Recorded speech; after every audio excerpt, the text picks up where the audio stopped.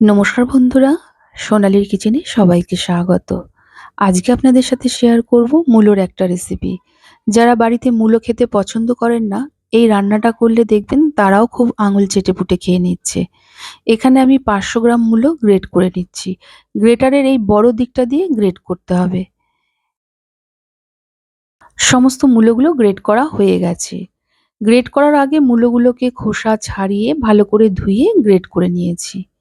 এখানে নিয়ে নিয়েছি 250 গ্রাম চিংড়ি মাছ। খোসা ছাড়ানোর পর 250 গ্রাম হয়েছে। খোসা ছাড়িয়ে ওপরের কালো সরু ফিতের মতো অংশটা ফেলে দিয়ে ভালো করে ধুয়ে নিয়ে এতে সামান্য লবণ আর হলুদ গুঁড়ো মাখিয়ে নিলাম। আর এখানে নিয়ে নিয়েছি 2টো মিডিয়াম সাইজের আলু। আলুগুলো ডুমো ডুমো করে কেটে নিয়েছি। এবার চলে এলাম মূল রান্নায়। কড়াইয়ে দিয়ে দিলাম 2 টেবিল চামচ সর্ষের তেল। তেলটা গরম হলে আলুগুলোকে আমরা ভেজে নেব। ১ মিনিটের মতো একটু নেড়েচেড়ে নেওয়ার পর এতে সামান্য লবণ আর হলুদ গুঁড়ো দিয়ে আবারও কিছুক্ষণ নেড়েচেড়ে নেব। আলুগুলো এমনভাবে ভাজবো যাতে 70% এর মতো নরম হয়ে আসে।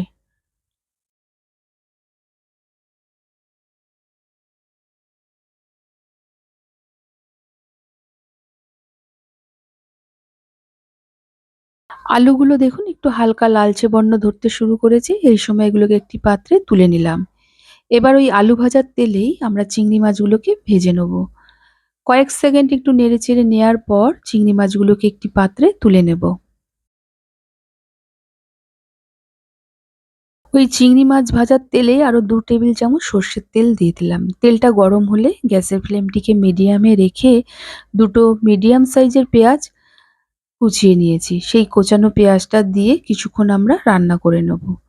পেঁয়াজগুলো যখন হালকা রং ধরতে শুরু করবে সেই সময় 2টো মিডিয়াম সাইজের টমেটোর টুকরো করে নিয়েছি।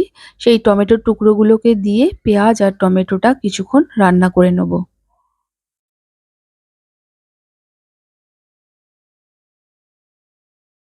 টমেটোটা অনেকটাই নরম হয়ে এসছে। এই সময় দিয়ে দেবো 1 চা চামচ কাঁচা লঙ্কা বাটা, 1 চা চামচ রসুন বাটা, 1 চা চামচ আদা বাটা। এবার এই সমস্ত মশলাগুলোকে ভালো করে মিশিয়ে কিছুক্ষণ নেড়েচেড়ে নেব। আর এই সময় দিয়ে দেবো 1/2 চা চামচ হলুদ গুঁড়ো, স্বাদ অনুযায়ী লবণ, সাথে 1/2 চা চামচ লাল লঙ্কার গুঁড়ো।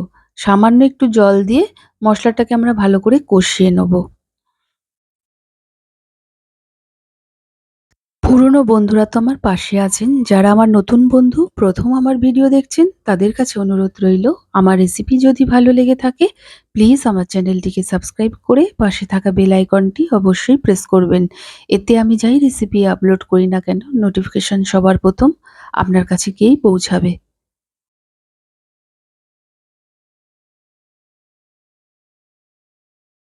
মশলাটা ভালো করে কষানো হয়ে গেছে। দেখুন মশলা থেকে ভালো করে তেল ছেড়ে গেছে।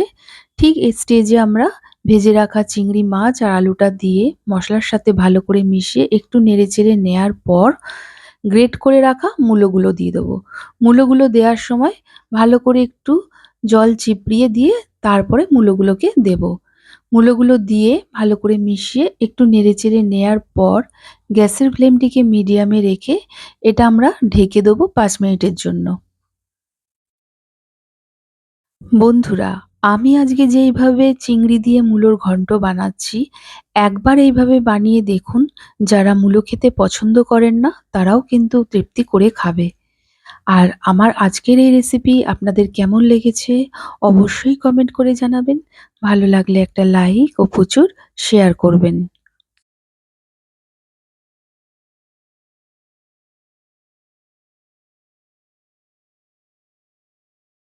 ফিরে এলাম ৫ মিনিট পর। দেখুন মূলো থেকে সামান্য একটু জল বেরিয়েছে। ওই জলেই মূলো, আলু ভালোভাবে সেদ্ধ হয়ে গেছে। আর কিন্তু ঢাকার প্রয়োজন নেই। এখন মিডিয়াম ফ্লেমেই বেশ কিছুক্ষণ প্রায় মিনিট ৫ এর মতো এরকম রান্না করে নিতে হবে। দেখুন আলুগুলো ভালোভাবে সেদ্ধ হয়ে গেছে। এইভাবে নাড়তে, নাড়তে দেখুন অনেকটাই শুকিয়ে এসছে আর মূলোগুলো একটু ঝরঝরে হয়ে এসছে। এই সময় সামান্য একটু গরম মসলা গুঁড়ো দিয়ে দিলাম আর স্বাদের ব্যালেন্সের জন্য সামান্য একটু চিনি দিয়ে ভালো করে মিশিয়ে নেব।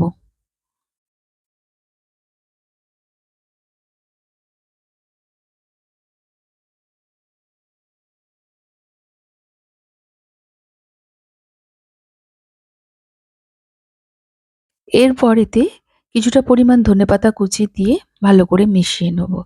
ঠিক নামানোর আগে ১ চা চামচ ঘি দিয়ে হালকাতে একটু মিশিয়ে নেব।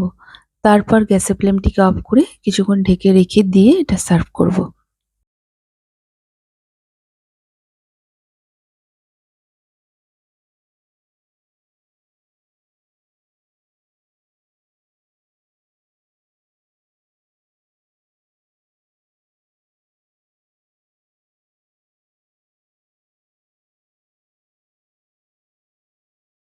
গরম ভাতের সাথে এইরকম মূলো চিংড়ির ঘন্ট খেতে যেমনি ভালো লাগে, তেমনি রুটির সাথে খেতেও কিন্তু বেশ ভালো লাগে।